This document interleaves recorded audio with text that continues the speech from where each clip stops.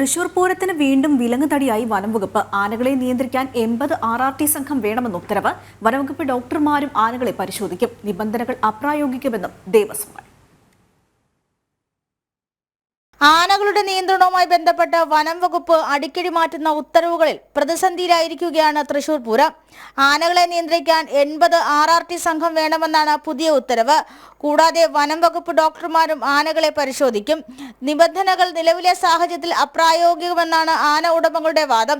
തൃശൂർ പൂരവുമായി ബന്ധപ്പെട്ട കടുത്ത നിബന്ധനകളാണ് വനം വകുപ്പിന്റെ ഭാഗത്തു നിന്നും ഉണ്ടാകുന്നതെന്ന് ആന ഉടമകളും വിവിധ ദേവസ്വങ്ങളും നേരത്തെ തന്നെ പ്രതികരണം അറിയിച്ചിരുന്നു.